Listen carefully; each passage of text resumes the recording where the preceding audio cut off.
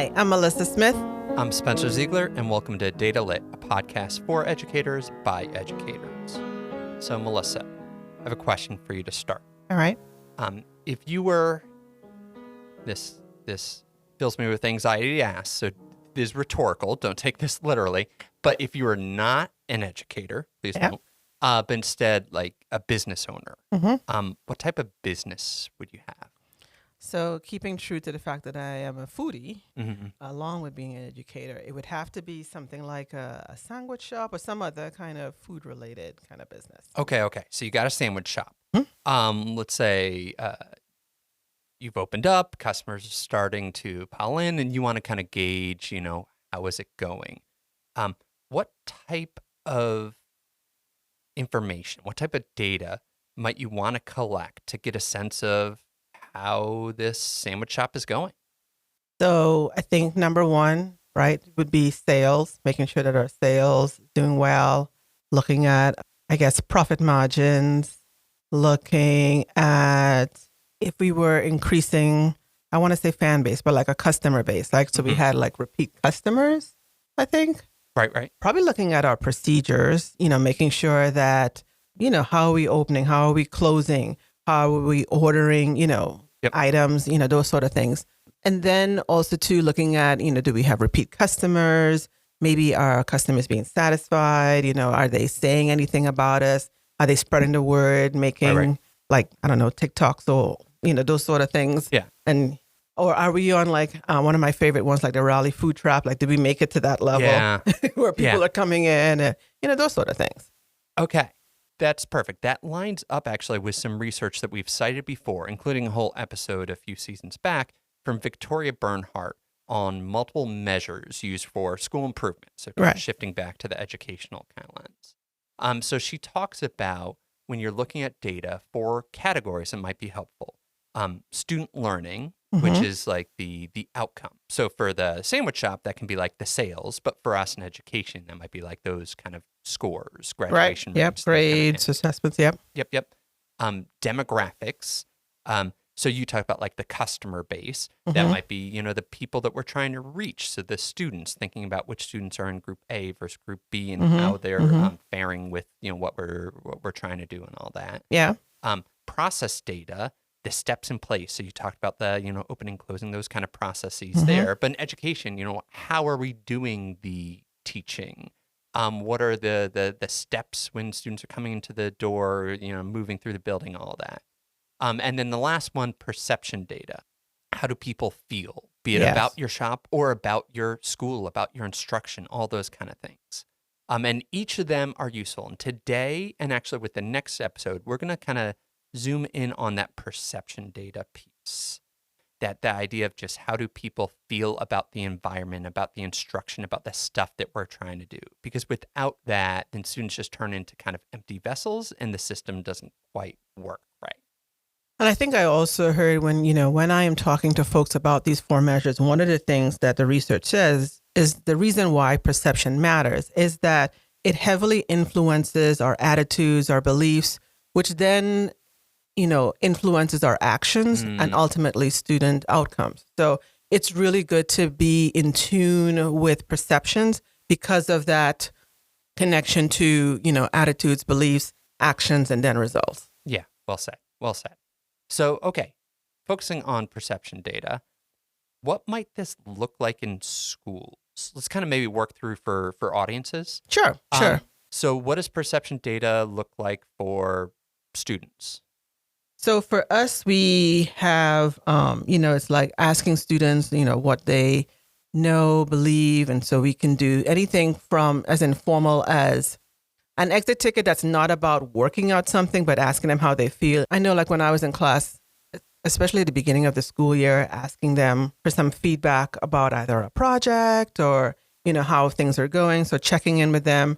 So it can be as informal as that or as formal as student survey like the one that we have in our district. Yeah, I like that it can come in different forms, be it informal, kind of that conversation, or formal. The student surveys, we're actually right in the middle of it's opening up this month. Right. And also that it can be this kind of like survey or it can be something more focus group. You mentioned beginning of the year. There's a good piece by Edutopia. And by the way, we'll be referencing a number of different resources. They'll all be in the show notes. And they talk about also doing like an end of year student focus group as a way to kind of, entry ticket, exit ticket, just kind of writ large. I know we also talked to in our district about doing these empathy interviews when we were doing that focus around getting at that street data level. And so, if you are concerned about, voices that you're not hearing, then pulling some of those students and kind of just having an interview, a one-on-one interview with, a student or a couple of students where, you're unpacking that thing that you're trying to understand. Yeah, and I like how you put that, and that's a good example of just perception data can be collected in an informal way, but it still needs to be thoughtful and thinking of it scientific. If we think of this as a data source just as important as kind of student testing data sources, the same way we want to kind of think about, okay, are we getting all our students? Are there any gaps? Are there any trends? And that can happen in these big formal ones where we're disaggregating the reports, but also thinking about it in terms of the more informal ones. Just, okay, making sure my biases aren't creeping in. Am I hearing from all students? Right. Whatever it might be. Yeah. So that's what it can look like for students. How about for teachers?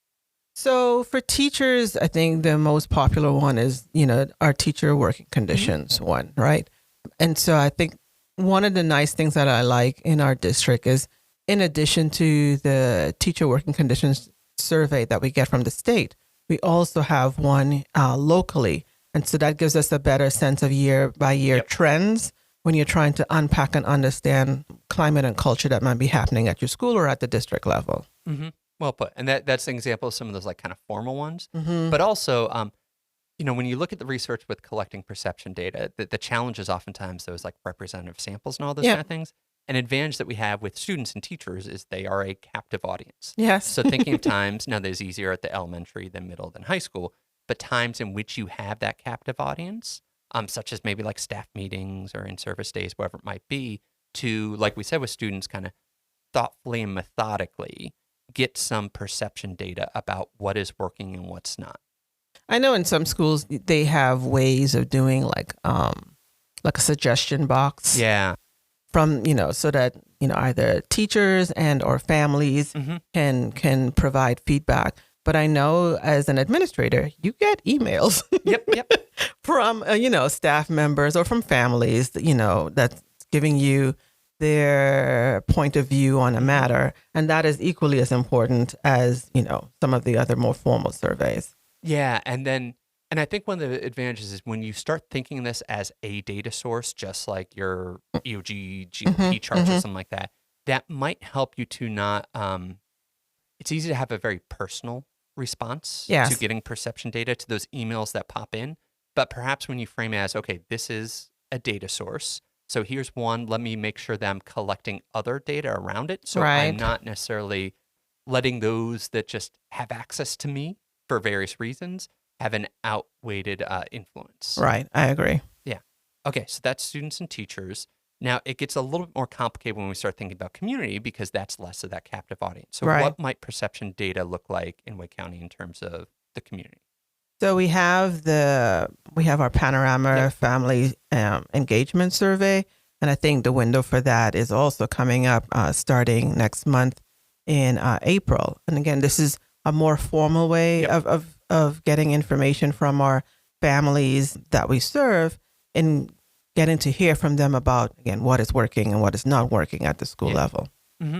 Yeah, and then that can also, we can think about where and when is it that we engage with the community that we might be able to thoughtfully and thoroughly kind of collect some information, do some kind of little mini focus groups that we're thinking strategically about, representative samples and all those kind of things. That also makes me think of, I know a lot of schools are doing these, I don't know how to describe it, like a parent chat or a parent breakfast or just a sort of check-in. So it's formal, it's like a focus group-esque, I guess. Right. But again, it's not as formal as you have a protocol with a set of questions, but it's an opportunity, again, to hear from a group of parents about what is happening at the school. And so having a way to thoughtfully collect the data, and so you have a chance to go back and analyze it, can also give you a sense of, what is happening and what are what are members of your community saying to you?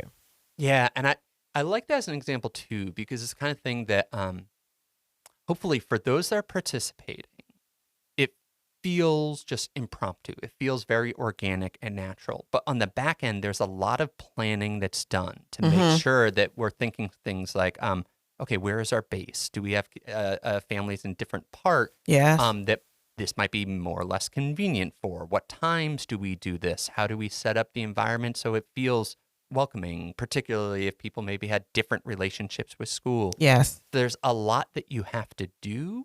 There's a lot of work to make it seem like there wasn't any work behind it. Yes, yes, yes. But I do like how you kind of highlight there needs to be an intentionality about it, right? So in thinking about your families and who you're serving, what would be the best way to hear from all of those voices? So I like how you lifted that up. So with each of these, I hope we're kind of getting at, there's a lot of value in them, but there's a lot of work behind it. So the next thing we want to do is kind of share some tips for Best practices. Collecting perception data. So what do you got?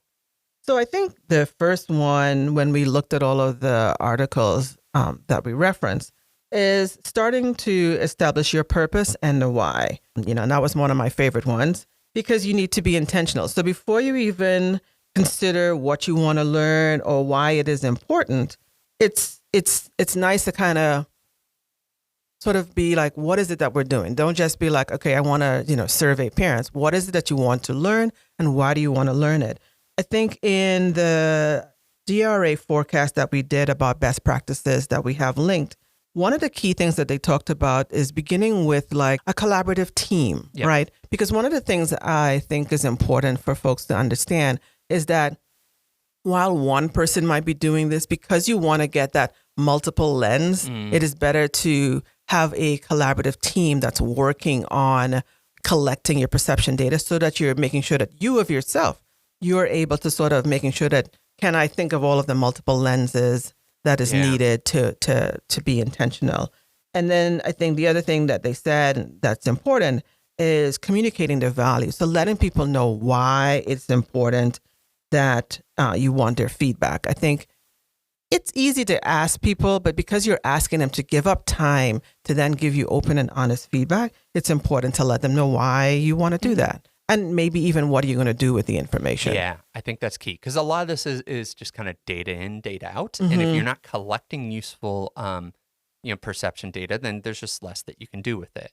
Edutopia has a good piece of steps for implementing student surveys. So this focus on student surveys, but I think it applies with anybody that you're trying to get perception data from. And I'll read a few lines from it that stood out to me. They wrote, students take the survey process seriously if you explain the purpose. I let them know that I want to improve their learning experience and that I take their suggestions seriously. I tell them that I'll read every word that they write and will follow up with them afterwards for more details. I tell them that I value their opinion and will implement their specific suggestions to make class a better learning environment for everyone. So I like this idea of making that explicit, either conversationally, through it, or build that right into the gathering itself. So, for instance, one of the things we tweaked the last couple of years with our student engagement survey is we have little kind of preambles for each section. Yes. To try to let them know, like, this isn't just busy work. This is something that gives us useful information so that we can make your life better. Yeah, I like that. All right. What's the next one? So the next is prioritize psychological safety and anonymity. And this, to me, it's not just what you say, like we talked about before, saying like, hey, it's useful, all those kind of things, that spiel, but also how you say it and when you say it. So, some of that tone and which method is it in writing, is it in person, who is the one kind of delivering some of those pieces, when is it being communicated so people know ahead of time what they're expected to prepare and share. And, in that forecast that we put out that you referenced, there's a line that our partners in program accountability wrote, saying that cautiously consider sensitive survey topics or confidential student information before including them in the survey. And this can be in terms of, like, say, board policy, in terms of what we can and should ask, but also it can be kind of personal. just in terms of like what people are going to feel safe kind of sharing. And that's where I think the idea of piloting, be it focus groups or surveys and kind of perception data thing ahead of time, can help you to maybe catch stuff to improve that psychological safety. And something that you kind of mentioned when we were having a pre-recording conversation that I think is key is just considering power dynamics. That just because I say like, oh, it's fine, it's not, whatever, it won't be used, blah, blah, blah, that might be interpreted differently based on those power dynamics and based on the history of that relationship. So consider this in terms of how, when, and where you're sharing about what you're going to ask, how anonymous it is, and all those kind of pieces. Or even when you think of the items, right? Because one of the things that you want to make sure or to protect is that you don't have this sort of, I think they refer to it as social desirability bias, where, for example, when we ask teachers, do you believe every child can learn? Right? Nobody's going to come out and say, yes, everybody agrees to that question, right? Because nobody wants to come out and be like, I'm the one that says, I don't think that all children can learn. So just being aware of, are you even asking questions where there seems to be a socially acceptable answer? And if that's the case, what does that mean? Like, how do you interpret that differently from any other kinds of items that you have? Yeah, well put, well put. All right, then the other one they talked about is sort of ensuring that there is equity and inclusion. And so when you think of equity, I liked how they think about your accessibility. And so I thought of, there's accessibility to the survey or the tool of itself in terms of readability. There is accessibility in terms of, access. Like, is it going to be online? And a lot of our surveys now tend to be online. But then you have to think about, well, does everybody have access to computers? Or the thing that I always like is on my phone when it's scan this QR code. I'm just like, I need another phone to scan the QR code, right? So think about accessibility, not just in is it readable, but is it understandable? Is it written at a level with not, a whole lot of jargon that the regular layman cannot understand? And then also in terms of digital accessibility, those are the sort of things you kind of consider when you're thinking about inclusion. And then making sure that you are, like we talked about, actively thinking about, are you hearing from everyone, or do you have a representative sample when you're thinking of who does your school represent? Are you hearing from everyone? Like sometimes I think about when we do our teacher survey, it's a teacher survey, right? But there are others who support our building. So what are some ways as a building principal do I need to lean into hearing from other staff members in my school that can also contribute to, what is happening, how are we doing business, and what are some things that we can learn? Yeah, and I think that's key because sometimes you can have these cycles where the people most willing to provide perception data, the fill out survey, show up or something like that, are oftentimes the people for whom the system works. Already works, or maybe the exact opposite. But I guess either way, it can maybe give you a distorted view of kind of what's going on. Correct. I think thinking of that equity and inclusion is key, and even just the terms you use. Like Center for Assessment has a good piece on putting together surveys, and they point out that terms like support or fairness can be interpreted differently across cultural groups. Oh, yeah. Piloting items with diverse respondents and interviewing them as they complete the survey questions can help ensure that the final questions will be interpreted as intended and capture meaningful variation across groups. I think of that often when we do our surveys and think one of the things I try to look out for is because of how multicultural our society is, do our surveys come across with a westernized view of school, and what should we need to consider for others who this is not what school look like? So is there sort of an implicit understanding of when we say, does your child read or not read?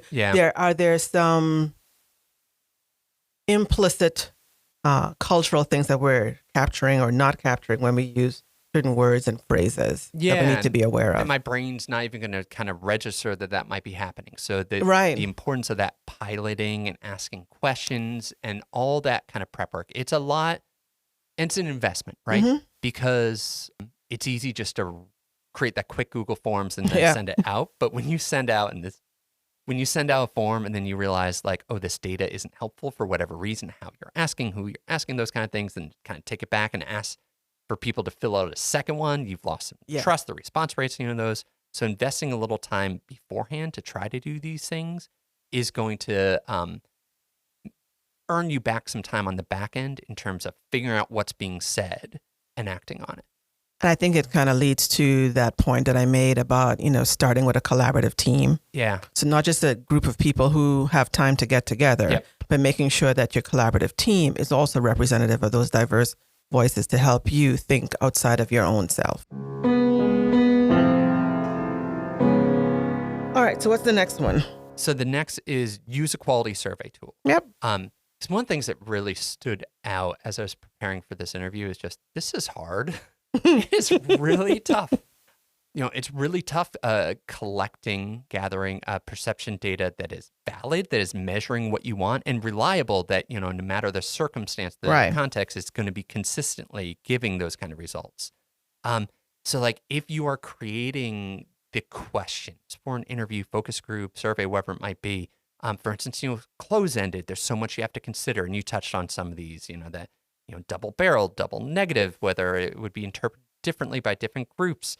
If you're doing Likert scale, the age-old bitter debate about 4 versus 5 items, whether you want Right. that neutral thing. If it's open-ended, figuring out that how you're going to analyze it afterwards, what are going to be the categories and all these kind of things, and piloting and testing and tweaking and all that.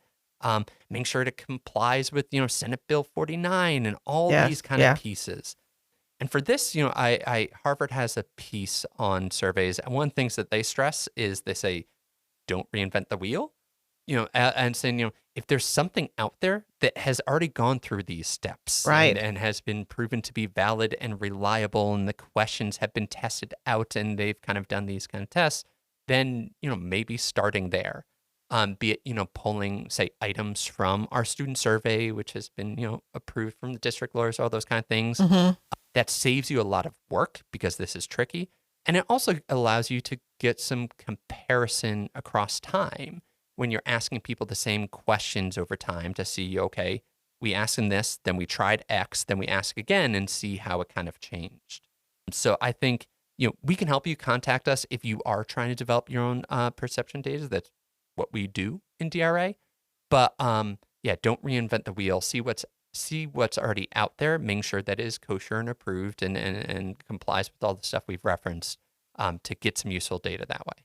And that it fits your purpose, right? Yeah. So making sure that the purpose that tool was created for matches the purpose that you're trying to look at. I know that we've had some interesting discussions when we were looking at our tool and looking at when we were trying to measure like mindsets and rigor, right? Making sure that how they defined rigor was the same as how we were looking to define rigor.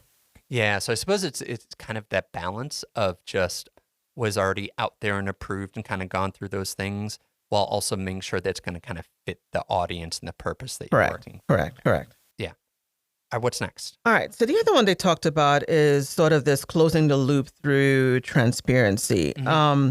And I liked how some of the research sort of highlighted that you need to sort of share your results with your audience. I think we tend to do this sort of, we take, but there is sort of a giving back, which sort of ties back with the first point about being intentional about your purpose and your why, like letting them know this is what I want, this is why I need it, and how you are going to be a part of that whole change. Well, I think that needs to be transparent at the beginning and at the end when you find the results, and not just putting out the good results, but I think being vulnerable enough to say, these were the strengths from our results, and these are areas to improve.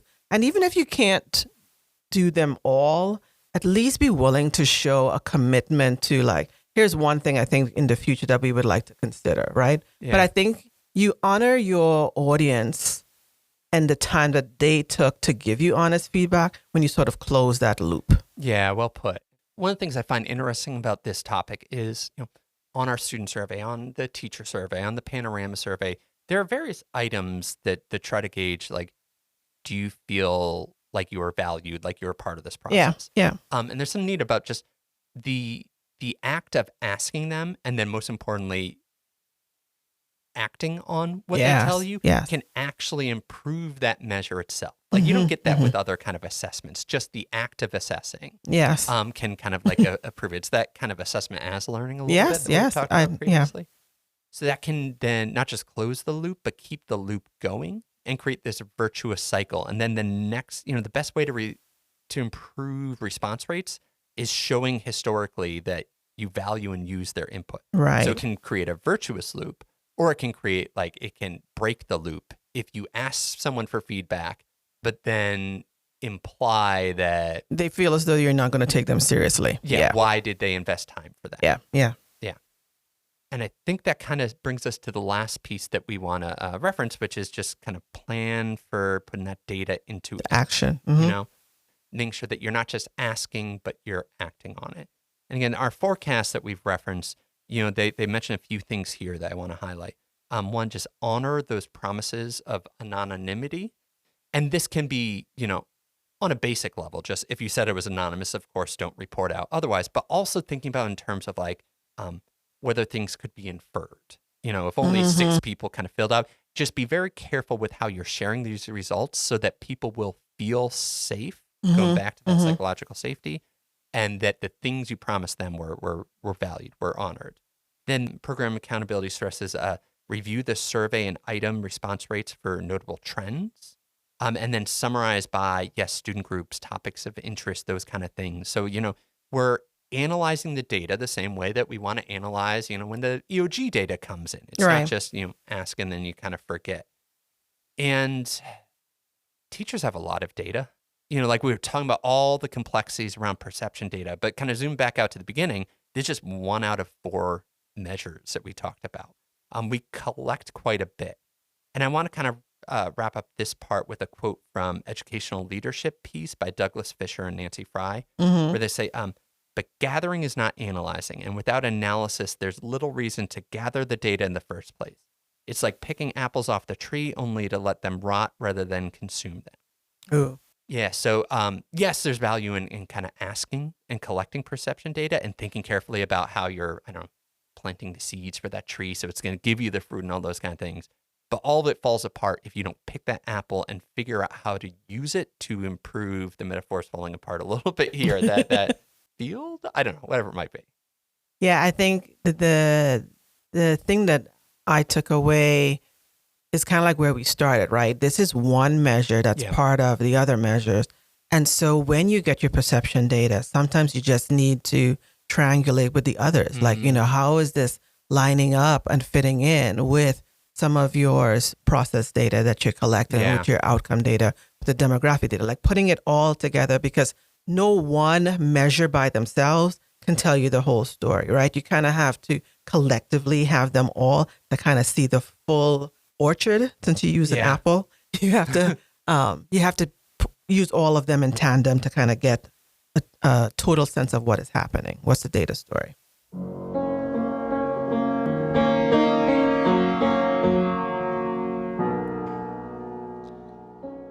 All right.